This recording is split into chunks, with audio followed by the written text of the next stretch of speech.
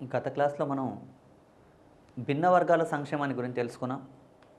అంటే సంక్షేమ యంత్రాంగంలో భాగంగా ఎస్సీ, ఎస్టీ, బీసీ, మైనారిటీ, మహిళ ఇలాంటి డివిజన్ లేకుండా సమాజంలో ఉండే అన్ని వర్గాల సంక్షేమం కోసం రాజ్యాంగంలో ఏ నిబంధనలు పొందుపరచబడ్డాయనే విషయం గమనించాం.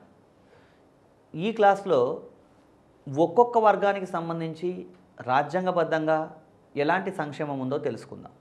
దీంట్లో భాగంగా మొదట మనం ఎస్సీ మరియు ఎస్టీ వర్గాల సంక్షేమం, ఎస్సీ మరియు ఎస్టీ వర్గాల సంక్షేమం అంటే ఎస్సీ ఎస్టీ వర్గాలకు లాభం చేకూర్చడం కోసం, వాళ్ళకి మేలు చేకూర్చడం కోసం రాజ్యాంగంలో ఏ నిబంధనలు ఉన్నాయి అన్న విషయం ఎస్సీ ఎస్టీ వర్గాల సంక్షేమంలో భాగంగా మనం తెలుసుకుంటాం. దాదాపుగా 99% సందర్భాల్లో ఎస్సీ ఎస్టీ వర్గాలు రెండు వర్గాలని కలిపి మనం చదువుకుంటాం.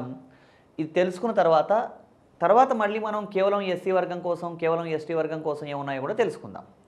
సో ఎస్సీ ఎస్టీ వర్గాల సంక్షేమంలో భాగంగా వీళ్ళకి మేలు చేకూర్చడం కోసం ఉన్న నిబంధనలు మనం కనుక గమనించినట్టయితే మొదట మనం 15(4) ఆర్టికల్ 15(4) అనే నిబంధనలో ఏమని చెప్పడం జరిగింది అంటే ఎస్సీ ఎస్టీ వర్గాల వారికి విద్యా సంస్థల్లో, ముఖ్యంగా ఉన్నత విద్యా సంస్థల్లో ప్రత్యేక సదుపాయాలు కల్పించడం సమానత్వానికి విరుద్ధం కాదు అని చెప్పడం జరిగింది. అంటే ఎస్సీ ఎస్టీ వర్గాల వాళ్ళకి సెంట్రల్ యూనివర్సిటీస్లో ఇలాంటి ఉన్నత విద్యా సంస్థల్లో రిజర్వేషన్లు కల్పించవచ్చు అని తెలియజేస్తున్న నిబంధన ఏది అంటే 15(4).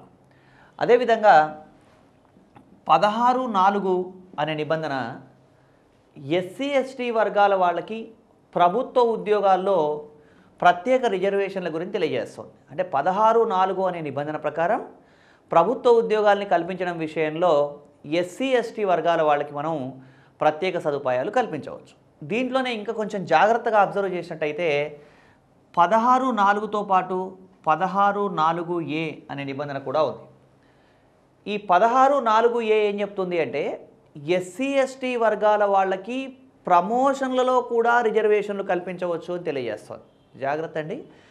16(4) అనే నిబంధన ఏమో ఎస్సీ ఎస్టీ వర్గాల వాళ్ళకి ఉద్యోగాల్లో రిజర్వేషన్ల గురించి, 16(4)(a) ఏంటి ఎస్సీ ఎస్టీ వర్గాల వాళ్ళకి ప్రమోషన్లలో రిజర్వేషన్ కల్పించవచ్చు అని తెలియజేస్తున్న నిబంధన 16(4)(a).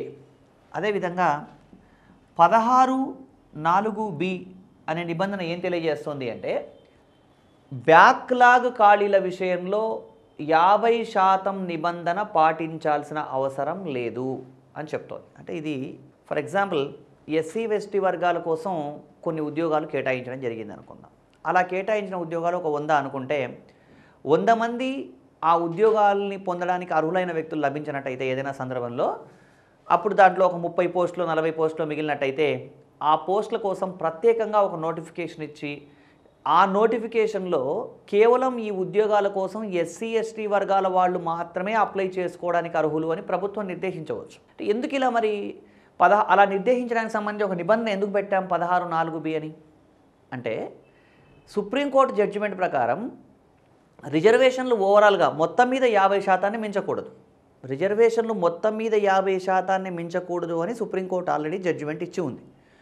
అలా సుప్రీంకోర్టు జడ్జిమెంట్ ఇచ్చినప్పుడు ఒక 30 పోస్టులు మిగిలి ఉంటే ఈ 30 పోస్టులకి కేవలం ఎస్సీ ఎస్టీ వర్గాల వాళ్ళు మాత్రమే అప్లై చేసుకోవాలి, వాళ్ళు మాత్రమే అర్హులు అని కనుక ఒక నోటిఫికేషన్ ఇచ్చినట్టయితే అది న్యాయస్థానం తీర్పుకి విరుద్ధం అవుతుంది.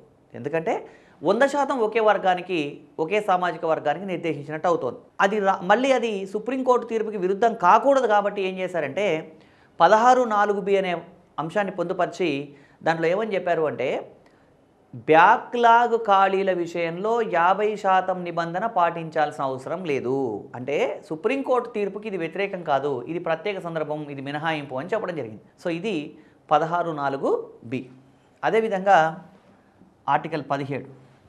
ఆర్టికల్ 17 ఏం చెప్తోంది అంటే అంటరానితనం నిషేధం, ప్రొహిబిషన్ ఆఫ్ అన్టచబిలిటీ లేదా అస్పృశ్యత నిషేధం అని చెప్తున్నాం. అంటే అంటరానితనం నిషేధంలో భాగంగా ఎస్సీ ఎస్టీ వర్గాల వాళ్ళని మిగతా వాళ్ళు ఎవరు అంటరాని వాళ్ళుగా చూడకూడదు. అసలు మౌలిక రాజ్యాంగం ఉద్దేశం అయితే ఎస్సీ ఎస్టీ వర్గాల వాళ్ళనే కాదండి, ఎవరిని అంటరాని వాళ్ళుగా చూడకూడదని చెప్పడం జరుగుతుంది. సో ఆర్టికల్ 17లో మనం అర్థం చేసుకోవాల్సినవి అంటే ఎస్సీ ఎస్టీ వర్గాల వాళ్ళను మిగతా వాళ్ళు అంటరాని వాళ్ళుగా చూడకూడదని తెలియజేస్తుంది. అంటే ఇవన్నీ కూడా ఇప్పుడు మనం మాట్లాడుకున్న నిబంధనలన్నీ కూడా ఎస్సీ ఎస్టీ వర్గాల సంక్షేమం కోసమే కదా.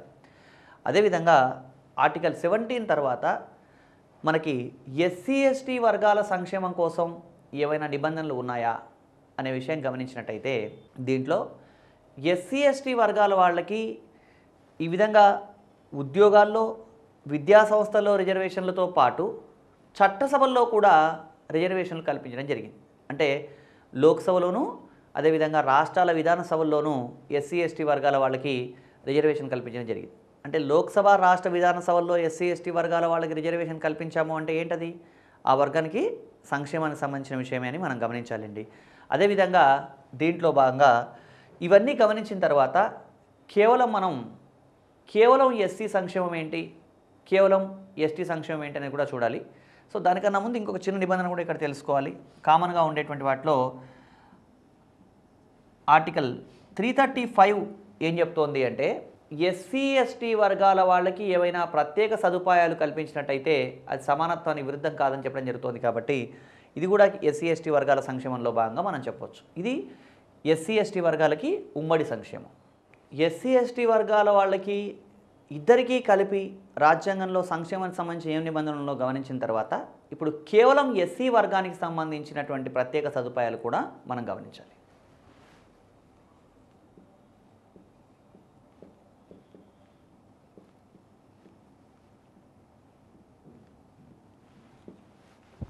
కేవలం ఎస్సీ అంటే ఎస్సీ వర్గాలకు మాత్రమే ఏమన్నా సంక్షేమానికి సంబంధించిన నిబంధనలు ఉన్నాయా అది మనం గమనించాలండి. దీంట్లో భాగంగా మనకి ఆర్టికల్ 338 ఏం చెప్తోంది అంటే రాష్ట్రపతి ఎస్సీ వర్గాల ప్రయోజనాల్ని కాపాడడం కోసం ఒక జాతీయ ఎస్సీ కమిషన్ను ఏర్పాటు చేయవచ్చు అని తెలియజేస్తున్నాడు. అంటే ఇక్కడ రాజ్యాంగంలో తెలియజేయడం జరిగింది. అంటే రాష్ట్రపతి ఒక జాతీయ ఎస్సీ కమిషన్ను ఏర్పాటు చేయవచ్చు అని తెలియజేస్తున్న నిబంధన ఏది అంటే ఆర్టికల్ 338. అదేవిధంగా ఆర్టికల్ 341 ఏం చెప్తోంది అంటే ఏదైనా ఒక సామాజిక వర్గాన్ని ఎస్సీ జాబితాలో చేర్చాలి అంటే అలా చేర్చే అధికారం రాష్ట్రపతికి ఉంటుంది అని చెప్తున్న నిబంధన 341. అంటే సమాజంలో భిన్న వర్గాల వాళ్ళు మనం గమనిస్తూ ఉంటాం. అనేక సందర్భాల్లో మమ్మల్ని ఎస్సీ జాబితాలో చేర్చండి అని ప్రభుత్వాన్ని కోరుతూ ఉంటారు. అలా ఎవరైనా సరే సమాజంలో ఉన్నటువంటి ఒక వర్గం వాళ్ళు తమని ఎస్సీలో చేర్చండి అని అలా కోరినప్పుడు ఆ వర్గం వాళ్ళను ఎస్సీ జాబితాలో చేర్చాలా వద్దా అన్న విషయంలో ఎవరు నిర్ణయం తీసుకుంటారంటే రాష్ట్రపతి నిర్ణయం తీసుకుంటాడు. రాష్ట్రపతి నిర్ణయం తీసుకోవడానికి ముందు సంబంధిత రాష్ట్రంలో ఎవరైతే ఆ డిమాండ్ చేస్తూ ఉన్నారో హేతుబద్ధంగా ఉందా లేదా, అంటే నిజంగా వీళ్ళని ఎస్సీ జాబితాలో చేర్చాల్సినటువంటి సామాజిక స్థాయి వీళ్ళకు ఉందా, నిజంగా వెనుకబడి ఉన్నారా లేదా, ఈ విషయాన్ని పరిశీలించడం కోసం ఏం చేస్తాడంటే రాష్ట్రపతి గవర్నర్కి ఒక ఆదేశం ఇస్తాడు. ఏమని అంటే వాళ్ళు పలానా వాళ్ళు ఎస్సీలో చేర్చాలని కోరుతున్నారు, ఈ సమంజసమా కాదా పరిశీలించండి అని చెప్పేసి గవర్నర్ ఆ విషయాన్ని పరిశీలించి రాష్ట్రపతికి ఒక నివేదిక ఇస్తే గవర్నర్ నివేదిక ఆధారంగా ఒక వర్గాన్ని ఎస్సీ వర్గంగా ప్రకటించాలా వద్దా అనే నిర్ణయం రాష్ట్రపతి తీసుకుంటాడు. అలా తీసుకోవడానికి సంబంధించిన నిబంధన ఏది అంటే ఆర్టికల్ 341. అదేవిధంగా ఎవరైనా ఒక సామాజిక వర్గం మేము బాగా ఫార్వర్డ్ అయిపోయినాం మమ్మల్ని ఎస్సీలోంచి తీసేయండి అంటే కూడా తీసేయచ్చు, కానీ అలా ఎవరు కోరు కదా. సో ఈ ఆర్టికల్ 341 ఏం చెప్తోందంటే ఒక వర్గాన్ని ఎస్సీ వర్గంలో చేర్చాలా వద్దా అని నిర్ణయించే అధికారం రాష్ట్రపతికి ఉంటుంది అని తెలియజేయడం. వన్స్ ఒకసారి ఒక వర్గాన్ని ఎస్సీ వర్గంలో చేర్చిన తర్వాత దాన్ని మళ్ళీ ఆ వర్గం నుంచి తప్పించే అధికారం కేవలం పార్లమెంటుకు మాత్రమే ఉంటుందని గమనించాలి. పార్లమెంట్ కావాలనుకుంటే తొలగించవచ్చు. అలా ఎస్సీ వర్గంలోనే అనేక రకాల ఉపకులాలు ఉన్నాయి. భారతదేశంలో ఈరోజు ఎస్సీ కమ్యూనిటీలో దాదాపు 1200 ఉపకులాలు ఉన్నాయని గమనించవచ్చు. ఆంధ్రప్రదేశ్ రాష్ట్రం, తెలంగాణ రాష్ట్రంలో ఉమ్మడి రాష్ట్రంగా ఉన్నప్పుడు మనకి ఎస్సీ ఎస్టీ సప్లైని ఆమోదించిన నాటికే ఎస్సీలోనే మనకి దాదాపు 60 ఉపకులాలు ఉన్నాయని గమనించవచ్చు. ఇదండి సో కేవలం ఎస్సీకి సంబంధించినటువంటి సంక్షేమం. ఇప్పుడు కేవలం ఎస్సీ తర్వాత కేవలం ఎస్టీ సంక్షేమానికి సంబంధించినటువంటి నిబంధనలు మనం గమనించాలి.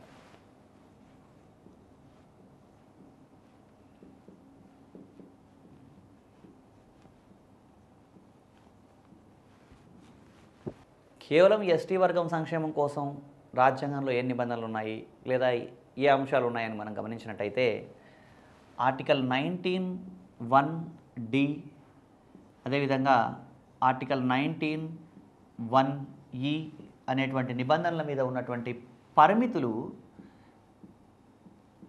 ఎస్టీ సంక్షేమానికి సంబంధించి మనం గమనించవచ్చు. అసలు ఆర్టికల్ 19(1)(d) 19(1)(e) ఏం చెప్తున్నాయి, వీటి మీద పరిమితులు ఏంటి అంటే ప్రాథమిక హక్కులు అనే టాపిక్ మనం గమనించినప్పుడు ఆర్టికల్ 19(1)(d)లో సంచార స్వేచ్ఛ, ఆర్టికల్ 19(1)(e)లో శాశ్వత నివాస ఏర్పాటు అనే అంశాలు 2 గమనించాం. ఇక్కడ ఎస్టీ ట్రైబల్ పీపుల్ ఎక్కడైతే ఉంటారో వాళ్ళు ఉండే చోట మైదాన ప్రాంతాల ప్రజలకి, అంటే సాధారణ జనజీవనంలో ఉన్న ప్రజలకి సంచార స్వేచ్ఛ విషయంలో కానివ్వండి, శాశ్వత నివాస ఏర్పాటు విషయంలో కానీ పరిమితులు ఉంటాయి. అంటే ట్రైబల్స్ ఉండే ప్రాంతాల్లో మామూలు జనజీవనంలో ఉన్నటువంటి ప్రజలు సంచరించడం కానివ్వండి, లేదా అక్కడ స్థిర నివాసం ఏర్పాటు చేసుకోవడం విషయంలో కొన్ని లిమిటేషన్స్ ఉంటాయి. ఎందుకంటే ఈ మామూలు సాధారణ ప్రజలు ఎస్సీ ఎస్టీ ప్రజల ప్రాంతంలో సంచరించి అక్కడ స్థిర నివాసం ఏర్పాటు చేసుకున్నట్టయితే వాళ్ళని ఎక్స్ప్లాయిట్ చేయడానికి, అంటే వాళ్ళని ఏదో ఒక రకంగా మోసం చేయడానికి కూడా అవకాశం ఉంది. కాబట్టి దీని మీద కొన్ని పరిమితులు విధించడం జరిగింది. అదేవిధంగా మనం అనేక సందర్భాల్లో కొన్ని విషయాలు పత్రికల్లో కూడా గమనిస్తూ ఉంటాం. ఈ మధ్యకాలంలో మీరు కూడా గమనించి ఉంటారు. కొన్ని ట్రైబల్ ఏరియాస్లో మైదాన ప్రాంతాల ప్రజలు సంచరించడం వల్ల ఆ ప్రాంతంలో ఉన్నటువంటి ప్రజలకి ఎయిడ్స్ వ్యాపించిందని కూడా చదివాం. సో ఇలాంటివి కొన్ని ఇబ్బందులు ఉన్నాయి. కాబట్టి ఈ నేపథ్యంలో ఎస్టీ వర్గం సంబంధించినటువంటి వాళ్ళు ఎక్కడైతే నివసిస్తున్నారో ఆ నివసించే ప్రాంతాల్లో మిగతా ప్రాంతాల ప్రజల యొక్క సంచార స్వేచ్ఛ, శాశ్వత నివాస ఏర్పాటు మీద రాజ్యం పరిమితులు విధించవచ్చు అని చెప్పేసి ఆర్టికల్ 19(1)(d), 19(1)(e) మీద కొన్ని పరిమితులు విధించడం జరిగింది. ఈ పరిమితులు కూడా ఎవరి సంక్షేమం కోసం అని భావించవచ్చు మనం అంటే కేవలం ఎస్టీ వర్గం సంక్షేమం కోసమని భావించవచ్చు. అదేవిధంగా ఆర్టికల్ 338(a), ఆర్టికల్ 338(a) ప్రకారం ఎస్టీ వర్గం యొక్క ప్రజల స్థితిగతుల్ని పరిశీలించడం కోసం రాష్ట్రపతి ఒక కమిషన్ను ఏర్పాటు చేయవచ్చు అని 338(a) తెలియజేస్తుంది. అంటే 338(a) ప్రకారం కావాలనుకుంటే రాష్ట్రపతి ఎస్టీ కమిషన్ అంటే జాతీయ ఎస్టీ కమిషన్ని ఏర్పాటు చేయొచ్చు అని తెలియజేస్తున్న నిబంధన 338(a). అదేవిధంగా ఆర్టికల్ 342, ఆర్టికల్ 342 ఏం చెప్తోంది? ఏదైనా ఒక సామాజిక వర్గాన్ని ఎస్టీ వర్గంగా ప్రకటించాలి అంటే రాష్ట్రపతి సంబంధిత రాష్ట్ర గవర్నర్ను సంప్రదించి ఎస్టీ వర్గంగా ప్రకటించడానికి అవకాశం ఉంది అని తెలియజేస్తున్న నిబంధన 342. ఎస్సీ వర్గం మాదిరిగానే ఎస్టీ వర్గం కూడా. అక్కడ 341 అని చెప్తాం, ఇక్కడ 342 అని మారుస్తున్నాం అంతే. అంటే ఎవరన్నా తమల్ని ఎస్టీలో చేర్చండి అని డిమాండ్ చేసినప్పుడు ఆ డిమాండ్ని రాష్ట్రపతి పరిశీలిస్తాడు.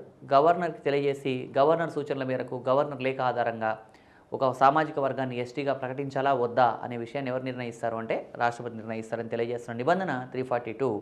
ఒక వర్గాన్ని ఎస్టీ వర్గంలో చేర్చిన తర్వాత ఆ జాబితా నుంచి ఆ వర్గాన్ని తొలగించాలి అంటే అది పార్లమెంటు ద్వారా మాత్రమే సాధ్యమవుతుంది. మరి ఇంకే విధంగానూ సాధ్యం కాదని గమనించాలి. అదేవిధంగా ఎస్టీ సంక్షేమం కోసమే మనం ఆర్టికల్ 164 అనే నిబంధన కూడా చెప్పవచ్చు.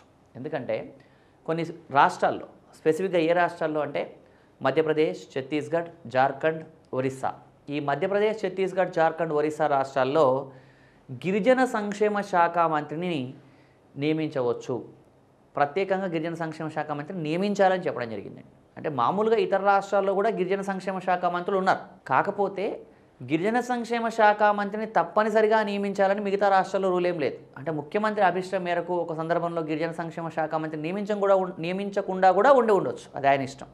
కానీ ఇక్కడ మధ్యప్రదేశ్, ఛత్తీస్గఢ్, జార్ఖండ్, ఒరిస్సా ఈ రాష్ట్రాల్లో ఖచ్చితంగా ఒక ట్రైబల్ అఫైర్స్ మినిస్టర్ని ఆ రాష్ట్ర ప్రభుత్వాలు నియమించాలి అని ఆర్టికల్ 164లో తెలియజేయడం జరిగింది. అలా తెలియజేయడం జరిగిందంటే ఇది ఎవరి సంక్షేమం? ఎస్టీ వర్గం సంక్షేమం కోసమని మనం గమనించాలి. అయితే ఇక్కడ ఇంకొక విషయం కూడా గమనించాలి.